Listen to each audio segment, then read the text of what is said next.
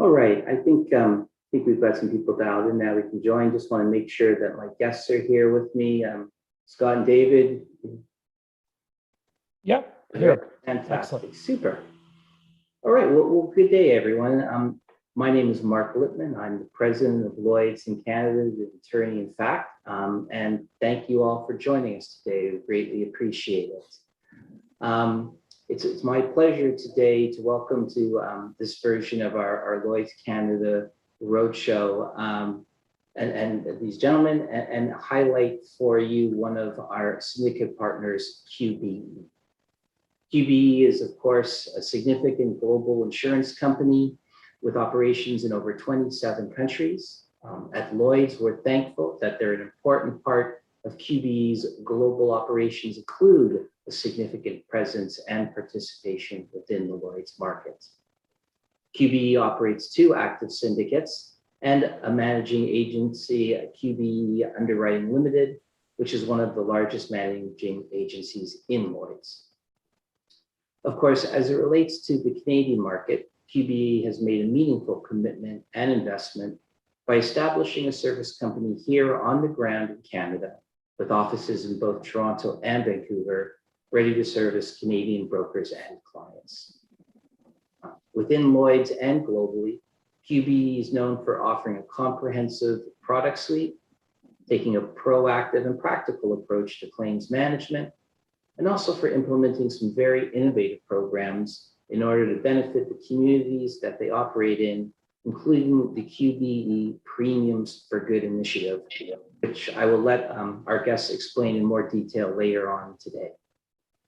Please, if you have any questions for either of our panelists during the presentation, use the Q&A tool on the website. And I think perhaps we'll start things off by just letting you make some formal introductions for our speakers today, and then we'll get into the questions. So first up is Mr. Scott Pittock. Scott is the QBE Director of Underwriting in Canada. Scott was named QBE's Director of Underwriting in October of 2018. In this role, Scott sets and is responsible for QBE's underwriting strategies and risk appetite for Canada.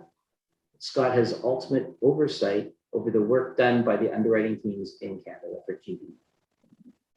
Prior to taking on the current role, Scott was the underwriting manager for professional and financial lines, including cyber insurance for QBE in Canada. So Scott, thanks for being with us. Thanks for having us. Absolutely. Our second guest is Mr. David Storey, and David is QBE's Canada Claims Manager.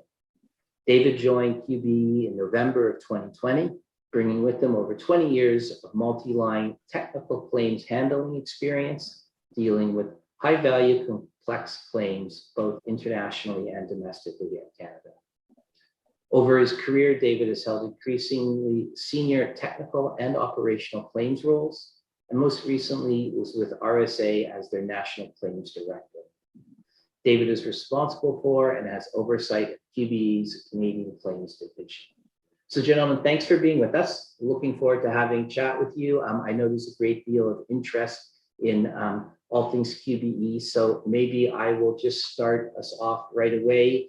And if I can, maybe Scott, a bit of a general question, hoping that perhaps you could provide some background. You could speak to our audience a bit about QBE services, its history, and place in the Lloyd's markets. Yeah, of course. I mean, first and foremost, thanks, Mark, and thanks Lloyd's Canada for hosting this fireside chat. I have to admit, after 20 months of being cooped up in this extremely cold basement, sitting beside a fire talking to you it was a bit of a dream, but not that you can see through my background, but I'm still down here wrapped up in blankets and such. So maybe next time we can be by that roaring fire. But I mean, all aside, QBE Services Inc. is it's a wholly owned subsidiary of QBE Insurance Group. And Mark, your introduction at the front end of that was sort of set a really good stage of who we are and what we are. Clearly operating under the 2 Lloyd's licenses that you mentioned, and reporting into our QBE International division. And I think that's important that we report into our European office and operation. And that's what set the stage for QBE and how Canada came about. So in about 2009, 2010, we opened up our first branch in Toronto, and that was set up purely as a claims and a business development branch. And that was based on the experience that we've been supporting through our Lloyd's operation for a number of years, give or take 45 years or so of working in the Canadian area. And we really wanted to set up a business to support the current clients and service the clients in a way that made sense. And now, shortly thereafter, we opened up our Vancouver branch. At that time, there was a team of 3. Now, fast forward to today, we're a team of 49 across underwriting, operations, claims, and finance. And that's quite a powerful story that in a 10 or 11 year journey that we've gotten to this point. And also, we still have that significant support from our group in the UK. And there's a number of areas where they are specifically just looking at the Canadian business from an access point. So that's something that we're really, truly proud of that growth. And I'll touch a bit more on that and what that means later on. But I think, how do I look at QBE Services Inc.? We're considered a specialty commercial insurer. We utilize that comprehensive product suite that Mark sort of alluded to at the front end, but we also utilize really strong discipline underwriting expertise. We have 26 underwriters in the local Canadian branch across both Vancouver and Toronto. And that's an area across a multitude of lines where we're supporting a wide range of business risks, and whether it's financial lines, which is what actually the first underwriting group that came to Canada. I'm not saying that because that's where I started in, but just to set the scene of that was the first group. And then that followed closely by casualty, rounding out property and our programs offering, and really holistically rounding out the auto. And I think that was a really unique story as one of the first Lloyd's carriers to have that domestic auto presence across all provinces, which really rounds out our offering. And not to mention that we still have that specialty support and unique offerings that we have in the QBE group out of London. That's sort of the track record, the history. It's been a really good growth story. A lot of commitment from our parent to Canada, and a really focused commitment going forward. And I think that's something that we really want to highlight as we grow. That's great. I mean, I think it does speak volumes, right? We're talking about 50 people on the ground in the country, 25 underwriters. It certainly parallels a lot of domestic operations, more traditional domestic ones. So I appreciate that. I think, Scott, our audience would be very interested if from an underwriting person, or sorry, I apologize, I just jumped ahead there, but I was curious maybe if you could set out for people maybe some, are there distinct benefits to dealing with either QBE in London or QBE service company in Canada? I mean, is there a reason a broker would want to bring a particular piece of business to one office versus the other? Yeah, I mean, it's a question we get often. We don't fight. I think that's clear. Let's put that out there first and foremost. The benefit is that actually the choice is yours. The choice is up to the client. The distribution is the choice of the broker and the client, and where it suits them best to be. Whether you work with us locally or you work with our team in the London operation, you're going to get the same appetite, the same autonomy, the same service, and the same level of limit and authority. And so again, that's my job. We've set out one P&L, or profit and loss division, whether it's placed in London or locally. It's one group. What Canada is Canada. And I think that's a really important part of the story to tell. There's obviously unique benefits of working with our London group, whether it's quota share arrangements and different aspects depending on the program itself. And we're happy to support you there. And whether it's the local operation because you wanted to speak to the team here because of a relationship or an understanding or a different dynamic. To be perfectly frank, and I don't mean to sound sort of blunt, but we don't care where you approach QBE. We just care as long as you do approach QBE. And my feeling is that as long as our team is providing you the right level of service that you would get, then that's something that we really focus on. Perfect. I mean, I think that would be helpful for people understanding, as you say, their choice to approach things. I mean, so I was about to ask again, but I think after laying out sort of some of that groundwork, the audience would be very interested. If from an underwriting and risk appetite perspective, can you give us some ideas on QBE's business plans for maybe for the remainder of 2021 and any thoughts on where you're going to be focused for the coming year, 2022? Yeah, no, of course. I think, I mean, everybody looks at gross written premium as your plan, right? And that's sort of the key area. So, I mean, for all intents and purposes, we'll likely finish 2021. I don't have that crystal ball to understand the fourth quarter. No one does. We hope we understand it as best we can, but we'll finish in that circa 330 to 340 million in gross written premium across both areas, and that's with our London group and our local branch group, which is an important message to say because we're probably about 50-50 is where the premium volume flows. One of those highlights is 60% of that is actually our casualty group. So we're quite a sizable casualty operation. But top line isn't everything to us, and top line is definitely not my focus. We've been really focused over the past 3 years of the underlying performance of each portfolio and really understanding the portfolio mix and understanding where the business wants to go to make sure that we're set up for the positioning forward and we got that stability to move the business forward in the right direction to support our clients. Rate has always been a topical discussion over the past couple of years, and it does factor into our plans. So when you talk about 2021 and 2022, obviously there is rate factors. One of the things I really pride myself on, and the team and the business as QBE, is we don't focus on portfolio broad brush rate. We're not just going to say it's 15% across casualty and every account gets 15. We really look at individually the accounts and how they're written on their own merit, how they're part of that portfolio and form. And the poor performers are going to have some discussions, and the good performers are going to get some benefits because of the way they work. And I think that's something that we've really tried to target and really communicate the best we can, and something that we're going to continue to do going forward. Retention is always a big focus is when you're setting plans and understanding your retention numbers. And in the past couple of years, we've had some really good retention rates.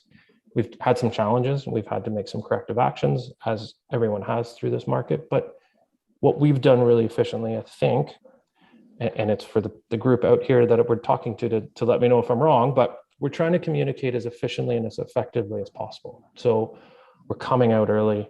We're getting in front of our brokers, we're getting in front of our insureds, and we're explaining and communicating and delivering the message that we need to do for the reasons why. And really, we're using some management information tools. One that I sort of wanted to highlight is a RAG analysis. It's very simple. It's a chart that we basically look at every single account by portfolio, and we understand the trends, the back years, and we focus in on the GLRs, ENLRs, and where that performance is by account. And we just color code them green, amber, and red. And it's delivered to each underwriter on a monthly basis. And so the underwriters every month can look at it. If something's staying at green, then we understand there's some positives there. And we can communicate that, because to be fair, after the last couple of years, positive information is something everybody wants to hear. So let's get out and communicate that as best we can. If it moves to amber, let's understand that story. And we can speak to David and his team and understand what is that development. And then let's get in front of the client and let's get in front of the broker so that we can get out there early. And if it goes to red, let's understand why. If it's always been red, is that it doesn't necessarily mean a bad thing though, too. And I think that's something we need to understand, is that it could be because they had a shock loss 5 years ago and they just haven't been able to come back to that level of approach. But everybody has that information at their fingertips in the underwriting team. And that's really powerful and important that we need to get that across so that we can effectively get in front of that communication. So it's one of the key areas. I mean, you asked about growth as well. I fundamentally believe we've done a lot of good work in the past few years. I feel like the underlying performance is there. And so I think, how do we look at growth? We look at it in a few ways. This isn't all of the ways, but this is a few ways that we look at it. We look at industry verticals. What are we good at? Where can we offer our value? And what can we do to deliver that support, service, and value proposition to the brokers and the clients that we're working on? So we're going to focus on a few specific industry verticals where we can do some cross-class stuff, which we'll talk about. That cross-class opportunity is one of the other ones. We have some really strong relationships in, say, casualty, which is, as I say, 60% of our total portfolio. Why can't we leverage the good work we've done with the casualty team and support maybe the auto offering and support the property offering and start to leverage a little bit more on that and understand the business? If we know the client, whether it's placed in London, i.e. UK, or if it's placed with us locally, we can work together, right? We are constantly communicating with our teams to understand the business and support what the clients really need. So that's really important for us as we go. We've also really looked at diversification of portfolio. And that's not just by product. It has a bit of product, it has a bit of industry, but it's also could be geographical split. And we really want to set up each portfolio in the right guise. Are we too heavily concentrated in the West? Can we bring a little bit of the East into play and try to understand what splits we have within each portfolio? Because what we're doing is we're trying to build that stability, that framework to be that there for the long haul, really, and support the insureds as we go forward. So that's one area. Another area we're focusing on. And lastly, just to touch on, one of my key areas and QBE's investments is really into this new package opportunity, which we're excited about. We've recently just launched our package offering. We did a smaller launch at the start of this year, and we're starting to develop and grow some traction on that. And that's an area QBE's never really focused in the past. In the 10 years that we've been locally in Canada, we've always really been more of that sort of large risk managed focus. And that's what we've been known as. That's what our brand is. And that's where we've been supporting. But I think this is really an area where, not just due to this market, but it's an opportunity for us to leverage into Canada better and provide that sort of risk managed value proposition to the mid-market. And let's take what we know and develop it and support the mid-market offering and do what we can there. And that's something that I'm really excited about, to see how that progresses. And it's going to be a journey and it's going to take some time, but we're willing to invest and we're ready to see where the fruits come out of that one too. That makes sense. If nothing else, right, the Canadian economy is an economy made up of small and mid-sized enterprises. So makes a lot of sense, I think. Maybe just to push a little further, any thoughts on on risk appetite across specific classes of business, industries, particular things you want to call out? Yeah, I mean, as you look at the growth strategies and as you look at the plans and as you look at our portfolios, which I have to every day, it's one of the areas that we really focus in on is to understand what are we good at. And let's not try to be all things to all people. Let's be focused in on what we're good at and what we can provide the best service, the best solutions, and the best products for the group. So when we look at risk appetite, we look at that industry vertical first, and we know we're really good at telecommunications. We're good at the manufacturing sector. We're good at power and utilities. We have a really strong mining focus. We've been extremely strong in construction, and we've done that. We've known that space for 30 plus years. So there's a lot of information that we hold there. But we've also got a really unique package, or not package offering, apologies, but we've got a really unique offering where we start to go into those specialty niche areas where we can look at the life sciences and the med mal and the pharma. We can really round out some products there. And I think those are sort of the appetite focus. But when you really break that down, you look at each portfolio, and for the past 18 months, it's been really imperative of the teams, and the underwriting managers have really done a good job with their teams to deliver strong, detailed appetites by product. And I think that's a really good statement that we can then support the brokers, the discussions, and they really can focus in and key in on what they want, what we're good at, so that we're not just sort of spinning wheels with people. We can say, no, this is where we are, this is where we're going. And that's been really good. And then another highlight is each underwriter, we've got the local authority to do that work too. So it's not something that it's just coming to us and then we have to spit it out to someone else. We're empowered locally. So when we set up those detailed appetites, when we set up that alignment, the teams know what they're going for, and they're actually able to work through that cycle with them in a very meaningful way and put pen to paper quite quickly and efficiently. And I think that's important in the service-oriented business that we're in. Yeah, well, that makes sense. I think any market that can effectively articulate their risk appetite, it's greatly appreciated. So let me try and spin that around a bit and help round out the conversation.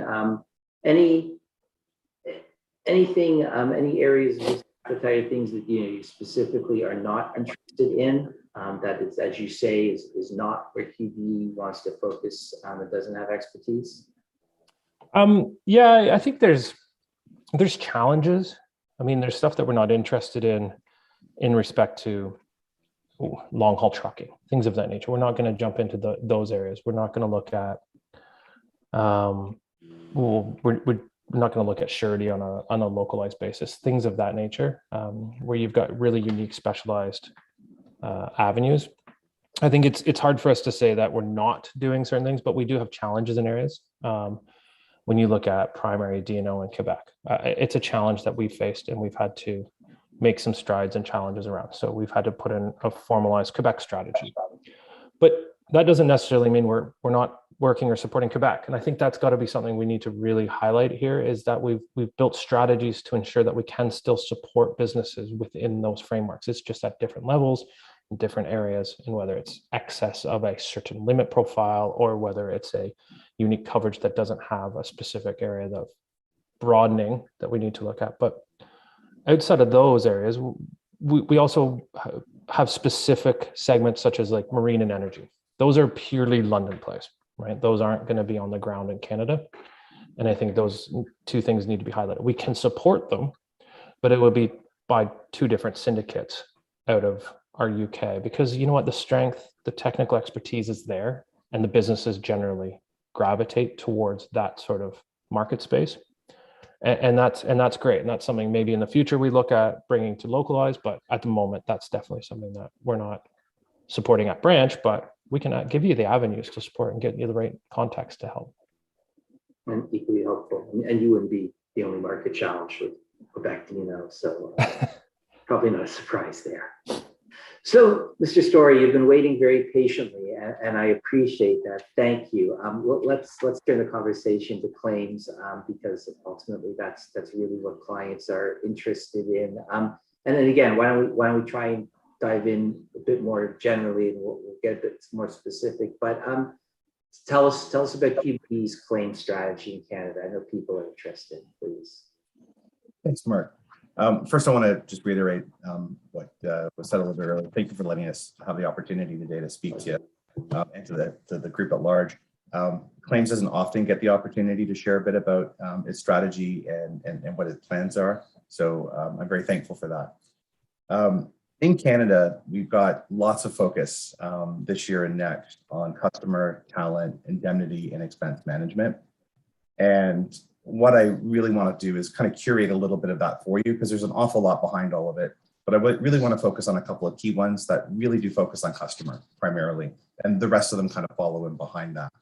But within complex claims, not just in Canada, globally, which Canada reports into as part of complex claims in EO, European operations, we've got a big shift happening where we're trying to move away from what's kind of evolved into that reactive approach to claims handling, and be more aligned to meeting our customers' needs, understanding the behaviors ahead of time, being proactive, predictive, managing experience.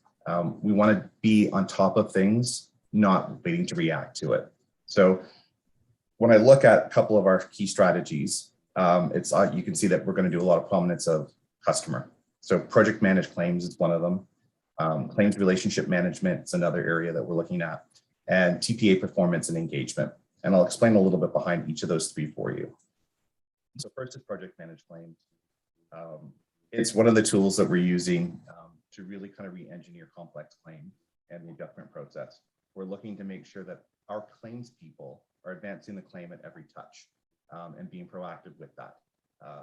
The old model, it's kind of devolved into a wait for the report to come in, then respond to it, and then the response gets, through that telephone game, it kind of gets funneled its way through a couple of different people, and that takes time. We're trying to remove those barriers and making sure that at the beginning, we're engaged with the claim from, the moment we contact with the customer, find out what the opportunities are that we can do to help address their needs and ultimately understand what a preferred outcome might look like for them as soon as possible. How can the policy help to respond them with that?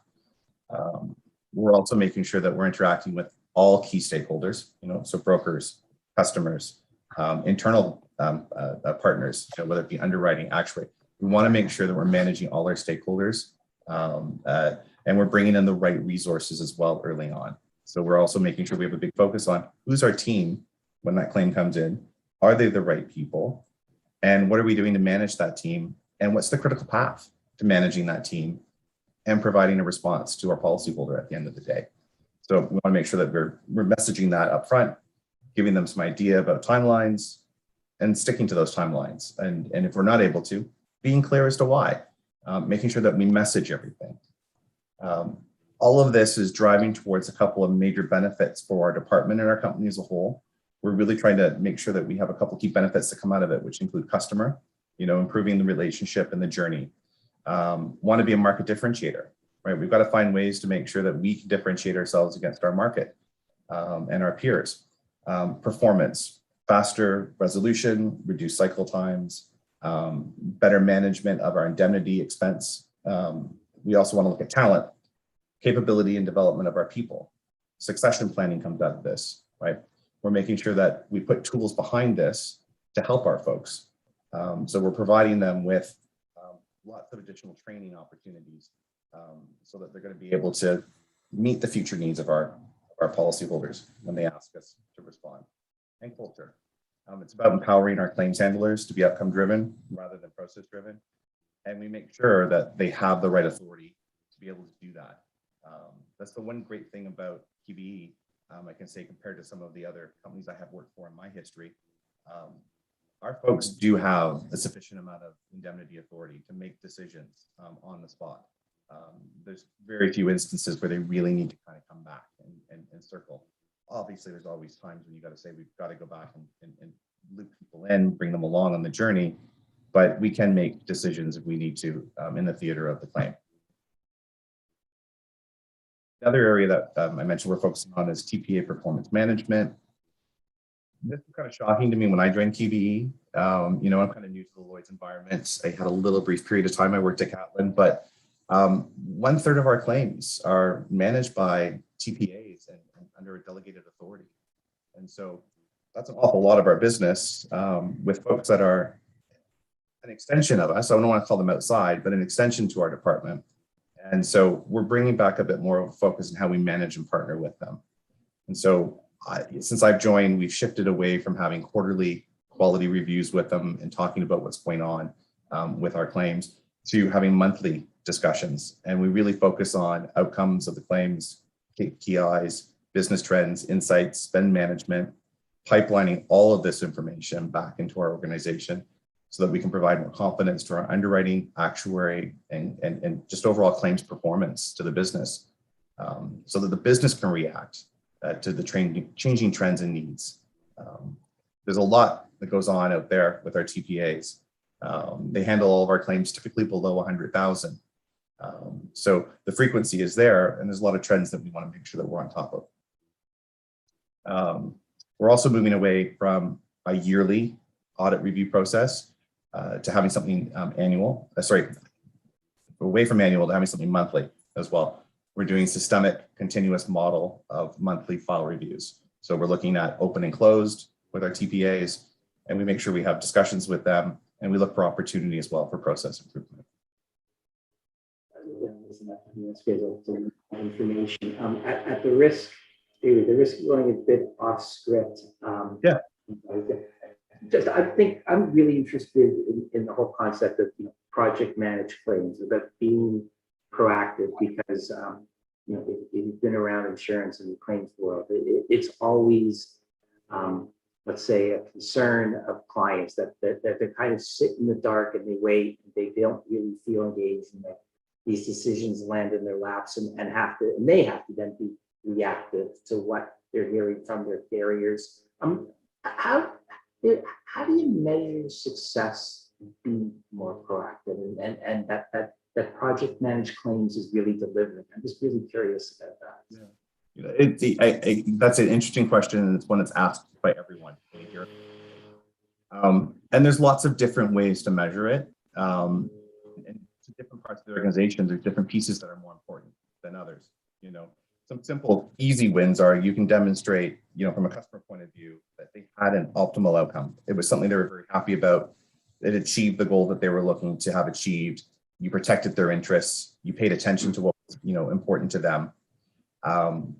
Aside from that, you're protecting their loss experience, right? So that's important to them as well. Making sure that at the end of the day, from a business point of view for QBE, it's, are we spending and paying what we owe? Pay every dime we owe. This is something I learned over at Travelers when I was there, but pay what we owe, not a penny more, not a penny less, but let's make sure we pay it, right? And pay it timely. So you want to make sure that you do that. You can demonstrate by some decisions you make that you've actually had a great indemnity or expense benefit. I can go in and handle a claim going, let's do the following steps. And I'll use property as an example. If we make this decision to rent this temporary location today, I can demonstrate that that has actually had a savings on my business interruption claim, right? And the old model might have been more of the adjuster writes to you, it gets there, 30, 45 days could go by before a decision's really made. And not all of our insureds are risk managed savvy, and they do look to the policy and to the insurer to help them and to make the decisions. But they also want confidence in the decision, right? Am I going to get recovery or response from my policy for that expense? I don't want to do it if I'm not going to, and you can understand that hesitation. So you can demonstrate it there. And then just closing files down faster. No insured wants a claim open forever. They want, confidence that it's going to be settled and that it's going to be done timely. And so we're trying to provide that as well.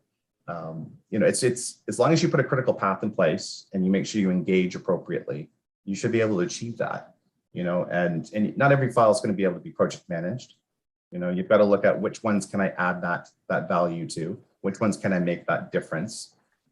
If I'm a 5% on a property risk, I'm not going to be able to project manage it or push it to get that way, likely.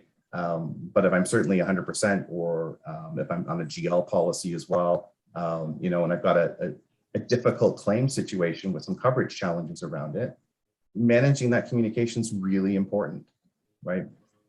The customer wants to know how that they need to adapt to if there's an issue there as well.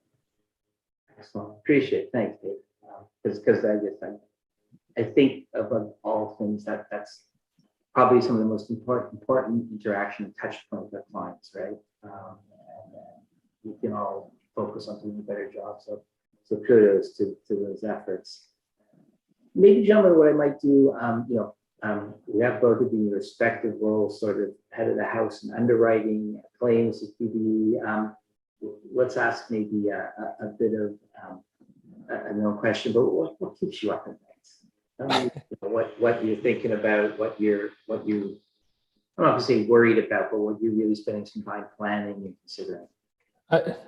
I mean, outside of my 2-year-old that keeps me up constantly, some of the challenges that we're focusing in on or looking at, really topical right now, climate change, obviously. I mean, just look across Canada and now on a global basis. I don't know when I last looked, but 1,200 active wildfires across Canada. That's a massive number, right? And that's not anything other than just, that is part of climate change. We have to appreciate and understand that that's there. The global warming component we're dealing with. So how does that affect the market, and what can we do to get in front of it? I've always said in the past when I was working on things like cyber, we're really good at looking backwards to see forwards. This is something we've got to really look forwards to look at. So to try to understand it a little bit better. That's concerning. Following that, I mean, obviously from my background of cyber, systemic cyber risk. When you've got those larger risks, and it's so in the news right now, and it's so forward facing that we've got to really understand it better. And I applaud Lloyd's for coming in with looking at stuff like silent cyber and understanding that. We're going to make sure that we understand what we're covering. That's a critical juncture for us. Other than that, we're looking at the pandemic right now. We're looking at learning and development. And that's a huge challenge that we're going to face in the future, I think. And that's something that we got to start to control now to not have it exponentially expand. And I mean that by more or less by, there's a number of senior folks who aren't interacting with the junior folks in the same way they would have if they were in the office. And that's a challenge that we could see from an education standpoint, from a service standpoint, just from a learning standpoint. I mean, you do market shifts, and you've got people with 30+ years experience helping people with 5+ years experience that have never seen that. We missed a bit of that, or we're missing that challenge a little bit now. We can do it in different ways: Teams, Zoom, phone, but it's not as same as where you hear things and you pick things up in that open forum at the water cooler chats. So gaps is a bit of a challenge for me. That's something that we're all sort of monitoring. There's many other things that keep me up at night, but I think those are some of the key ones that I would look at. I would share the exact same concerns. I've got lots that keep me up at night. I'm in claims, every day they keep me up at night. But hybrid working environment, absolutely. I want to make sure that I am creating the right balance for the team, for that collaboration, the coaching, the talent development. I want to make sure that we're careful about employee burnout. Folks working from home more tend to work more. And as much as you're creating that balance of, there's no more of a commute, putting in a 12-hour day every day is not healthy at all, right? And I think that mental break you would get from the train, I took a train in, that was great for me. I'd do some emails, but I also got to read the paper and decompress. And I wasn't focused on working on the train. And it gave me that moment to have that break. So I striking that right balance is important. The other piece, really the talent development piece, though, out of that, the complexity of our claims are getting, a lot more difficult. The level of severity attached to them. There's a greater need to ensure that we're providing the required, skills for our team, behavioral, technical, to adapt to all these changes that's happening in our policy and insurance in general. So that one, really keeps me up at night. We at QBE, for at least the claim side, we've been focusing as part of project managed claims too. How do we make sure we have a developing stream of education though for our folks? So project managed claims, we've developed time and priority management masterclass, art of brilliant communication masterclass, negotiation masterclass. And even outside of that, for my team for next year, for my goals, we're going to focus on policy workshops. Let's take back to basics and make sure our folks are remembering the basics. But let's talk about what is developing in our policies, what changes are happening, what's happening also in the claims and how the policy is going to respond to that. So it's balancing it all. That keeps me up at night. And are we doing it, well enough and frequent enough for everybody? And then climate change, absolutely. Even taking it one step further from climate change, I worry about how are we going to respond to all the claims, right? Whether it's a natural catastrophe or a man-made one, but earthquake scares the heck out of me. And I've not seen in Canada, and I did a lot over at RSA when I was there on the CAT side, enough preparedness for our folks for what happens when a earthquake happens. Do they know how to handle a claim? Do they know what steps need to be done? No one's been involved in a earthquake in Canada that I know of at most insurers. And if there is, there's one or two people. So what experience do we have, and how are we going to support people? That's important to me, and our policyholders at the end of the day too. It's all about timeliness. How quickly can we make decisions? Well, to make decisions quickly, you need to know how to make them. That's great. We just got a quick comment and just said there's policy workshop sounds like a fantastic idea. So it sounds like people, certainly some of the things you're discussing resonate with our listeners. And I think, you've addressed a lot of it already, but maybe just to round it out, obviously for QBE, for all of us, COVID has forced businesses, individuals to really shift in the way and how they provide services to their clients and interact as part of a marketplace. Any additional, and like I said, I think you gave some great examples, but any additional insight on some of the challenges to be encountered and how you've adjusted and pivoted to address that? Yeah, I think it's an interesting one because you got that immediate moment in time where you shift in that March of what feels like 6 years ago, where it was a nice, easy streamline to get the individuals working at home, right? We were already set up, we had the infrastructure, and that was really important. But what we were trying to really get across was engagement, and how do we engage with the clients? How do we get in front of the clients? And how do we understand the customer's needs and requirements? And I think that was the first challenge and the hurdle that we had to overcome, was embracing the contact via Teams or via Zoom and not having that face-to-face meeting or being able to run down the street or hop on a plane and go and deal with that in a direct manner. And so I think that was the first component of it. Those were challenges, but we really overcame those in a quick period of time. And I think as an industry, and it's not a QBE thing, as an industry, we all understood we're all in the same place and we all tried to work together. How do we get over this challenge and this hurdle together? Whether it's from the client, from the broker, from the claims handling, from the TPAs, from the adjusters, from leadership, executive, and also who we report to, whether it's in the UK or the US and things. So it was all really quick. And I think we've come to a good situation where we can adapt, we can provide, and we have those client meetings now. We understand risk profiles. We started to understand a bit more of the underlying exposure that the pandemic brings, but also what the future needs of our clients are. And that's been really powerful. But going back to one of those things that keeps you up at night, we're not having that interaction that we used to have. And I think we need to embrace the going back into the office soon. That's something that's really important to me, to get back into that working and getting back into that face-to-face meetings when it's suited and available and safe. It's not about racing to that finish line, but I think it's something we need to start to, the challenge is now is trying to get back to that situation.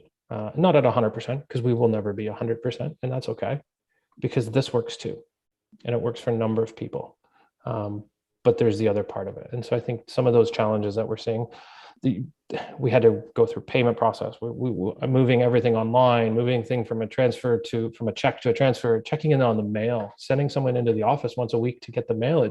It's different than before, right? And it was all those things that you put all these continuity plans in place, and all these little things that start to challenge you as you go through it. So I think it's that, and then also information sharing, gathering, trying to understand what we need to get and extract from either the clients from an underwriting perspective, but also internally from a planning perspective, from a understanding of portfolio perspective, and how do we do that development, and what does that look like going forward. So we work through it really well.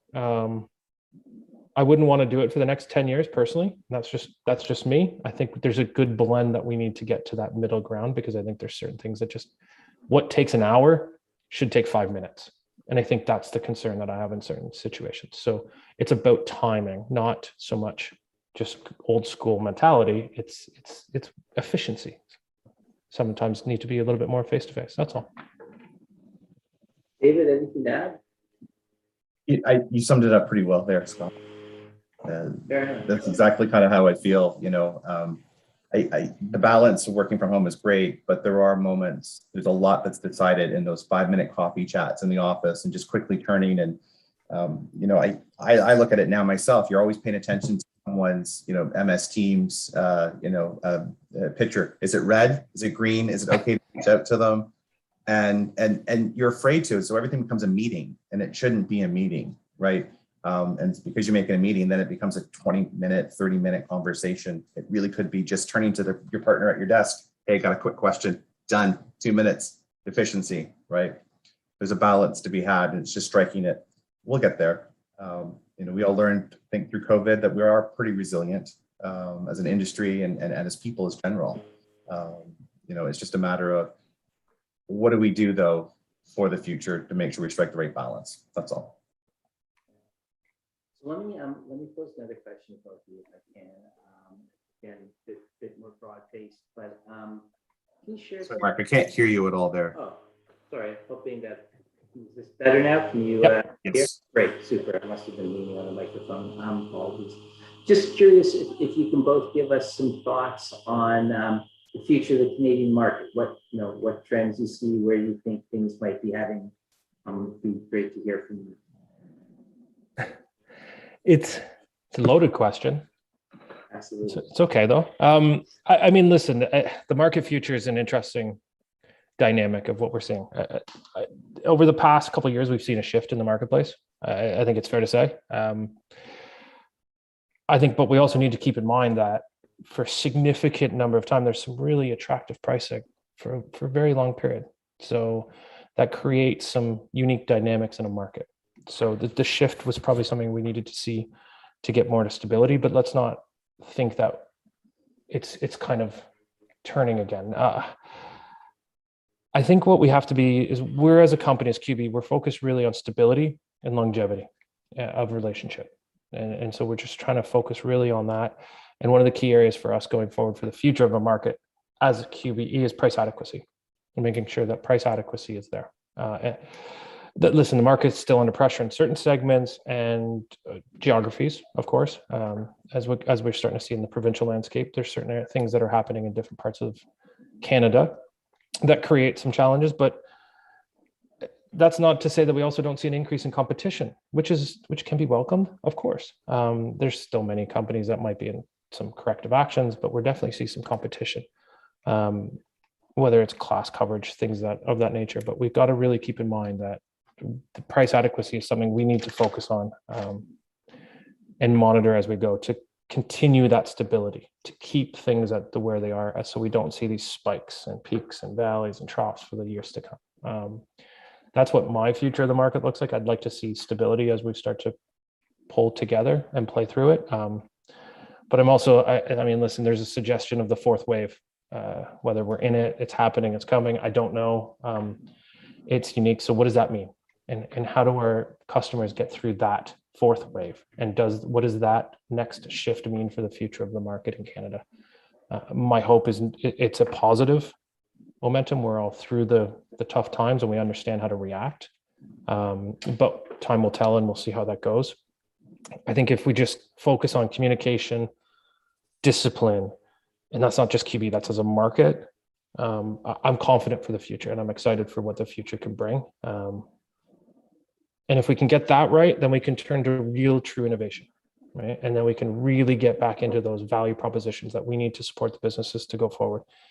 And we can deliver on those promises. So we can move forward from potentially just being seen as a commodity in some situations for price to actually a real supporting relationship mechanism. And that's what insurance should be. We should be there to help with risk transfer, but we also need to be there and be innovative to help support businesses grow and thrive. And that's my view. David? I'll just add from a claims point of view, a few things. Innovation. I'm excited about what you see in claims happening right now around innovation. How you've got access to drones now.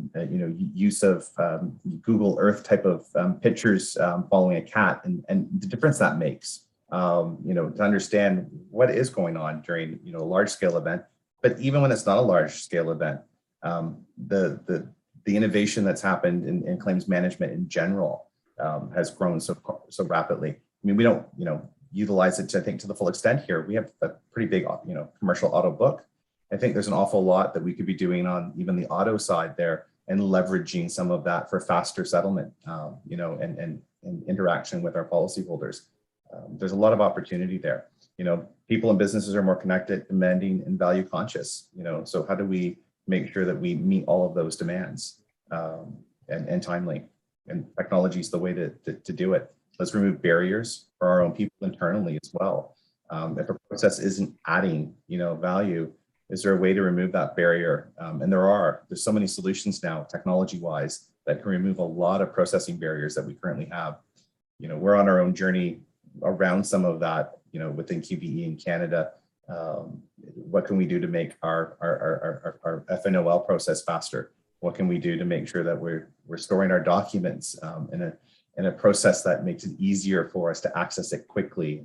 So we're moving towards all of that, just not as quickly as I think I'd like to see us do sometimes, but also you don't want to do it too quickly because you want to be cautious of the speed of it and making sure that it works and getting it right. Fair enough. Thanks, David. So I think we touched on it already a bit about climate change, about the need to try and support sustainability and resiliency in our communities and our economy. But wondering, as our industry starts to become increasingly focused on sustainability and the transition to net zero, how does QBE approach the ESG movement? How does that affect your business? I mean, from my side, it's really important. ESG is extremely important, not just to QB Services Inc., but QB as a group insurance company. We're extremely focused on it, and we have many, many initiatives on the go.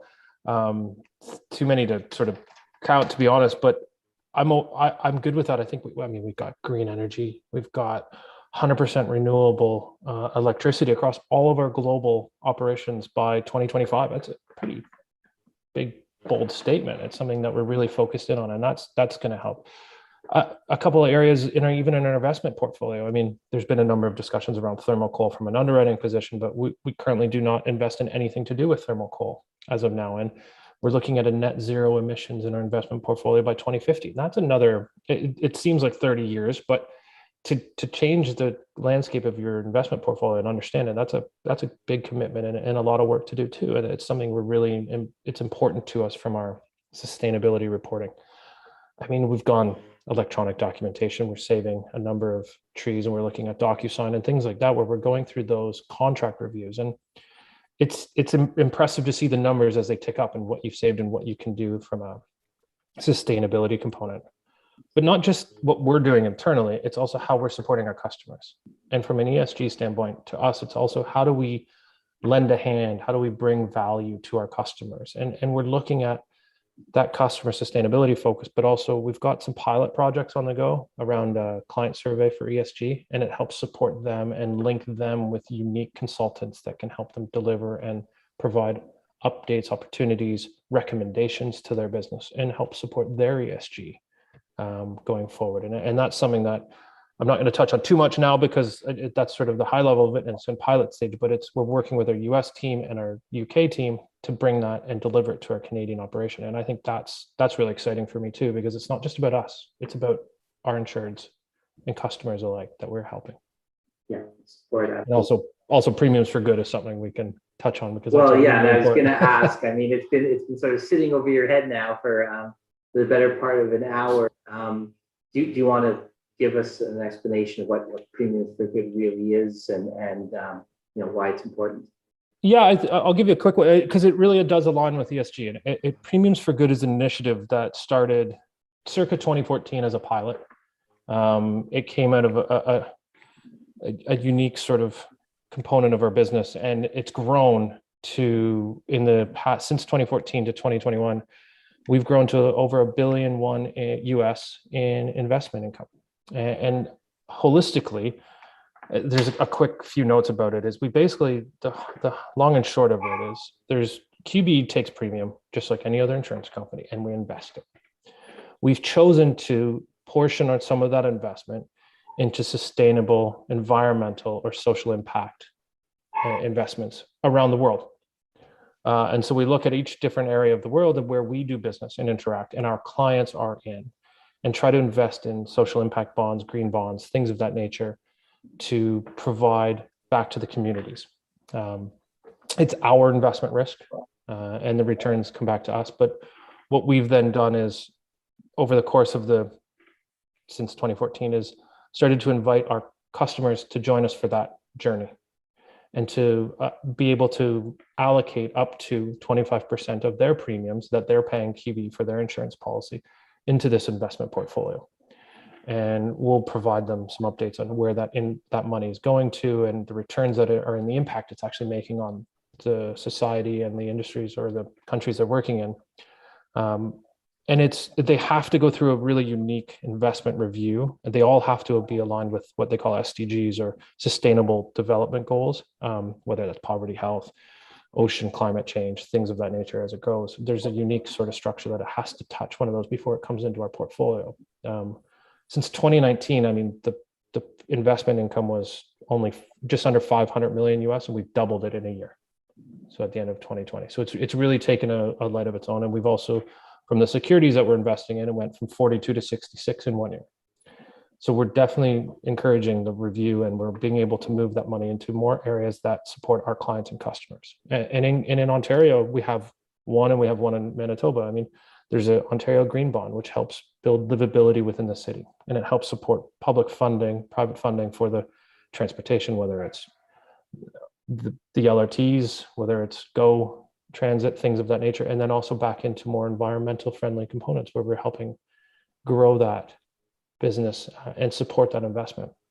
And we get returns on that social impact and what it comes back on. And again, the return is ours, the risk is ours.